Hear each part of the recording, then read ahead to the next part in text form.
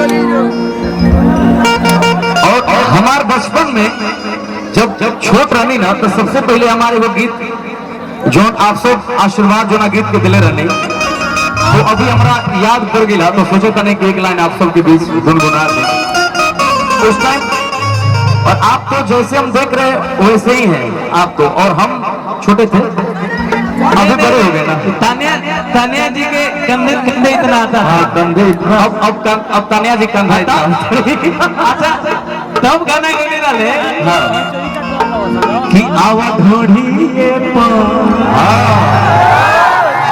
कि आवाज ढोढ़िए लिख दी ससुराल कहीं गुनाह ये क्या गले रहे नो कि जब सर बलिया बनारस गईनी और का आगे भूमि भूमि आराम तुम्हारा ही लईनी कि मिलल न कहीं मन जोग मरगा आदि हम न के होई न।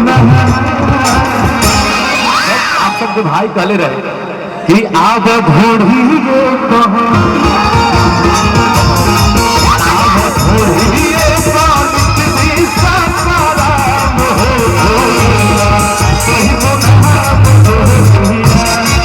आब घोड़ी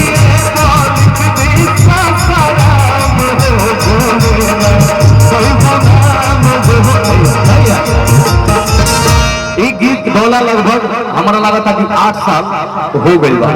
बड़ा छोट से हमने के भी आवत ने आप सब प्यार आशीर्वाद दे रहा बा। और ओकरा 1 साल पहले हम गेले कि हमारा घर में हल्दिया ये तो सुना ना भाई तू तो इहो तो गीतिया गेल रहला हां कि हम तुम्हारे में गलत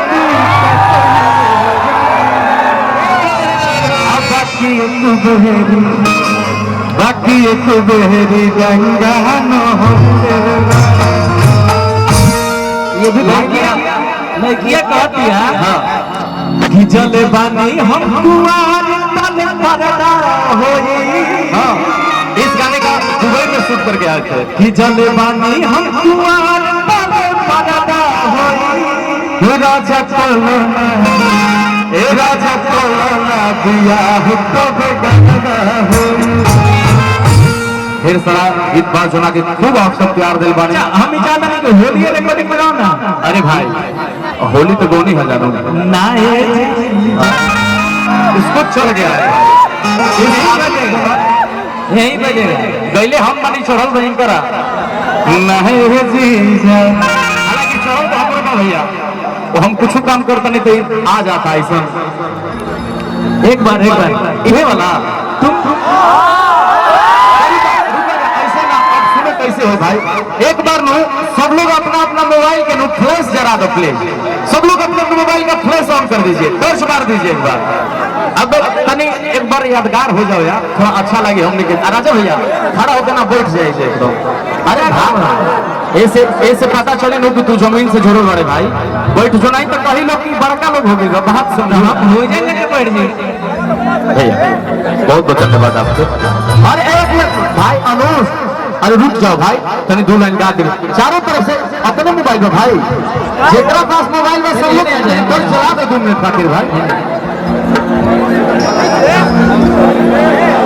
तनी हाला कर दिया लोग भाई रुक करे भाई कि नहीं जीजा छा नहीं देबो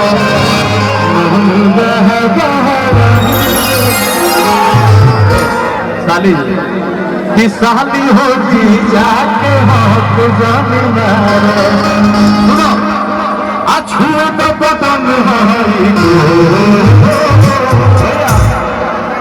होली में सोना हो जिया सहरा झूठे अरे वाह नमस्ते झूठे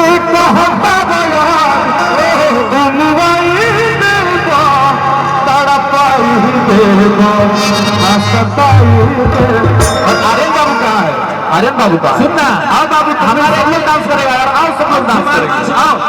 और ये भी डांस करेंगे, सब लोग डांस करेंगे यार। कि नहाए जीजा छुपे साथ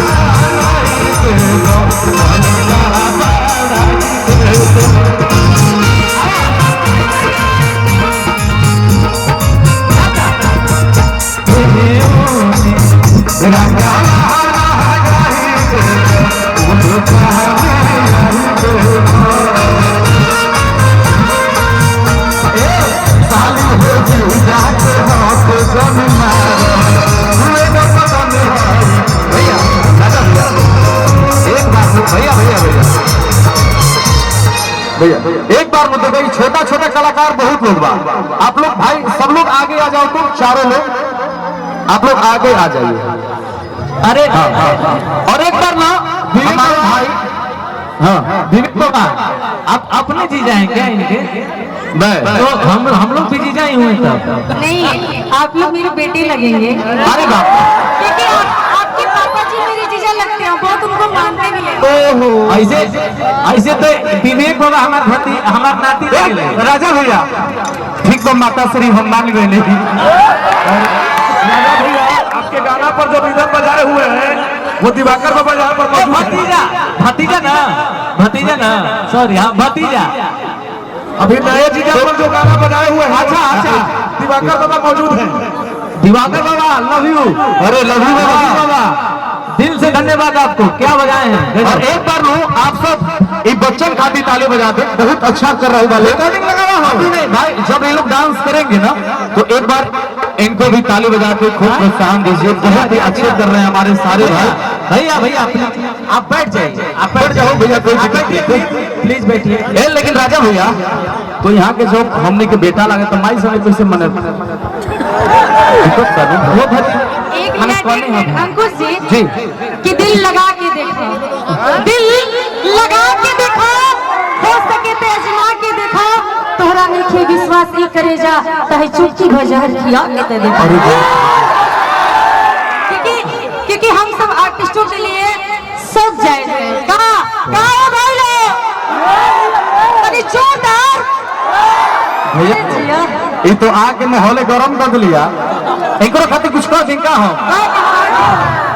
कह दी भाई का कही कि इनका कुछ बुझातो ना बा, इनका इन्हें बेधता इन्हें दुखातो ना बा, का कही कि इनका कुछ बुझातो ना बा, इन्हें बेधता इन्हें दुखातो ना बा, इन्हें लहकता इन्हें धुआतो ना बा, का कही कि इनका कुछ और कुछ बोलो का यहाँ के जी बोले। अगर छेड़ पानी तो जी लेते जाइए जी। काल गई बात के टूटे हुए प्यालों में कभी जाम नहीं आता। भोजपुरी अच्छा हिंदी बोली थोड़ी, अच्छा भोजपुरी बोली, हिंदी बोली तो भोजपुरी बोल देते नहीं कि तू चल जाई बात तो हम जियब कैसे, अब फाटल कर देवा के सीएम कैसे, जब तक तू ढार के दे बनाए अंकुश तो तेरे हाथ से हम जाम पियब कैसे। लेकिन सदियों से चलत आ रहा भाई,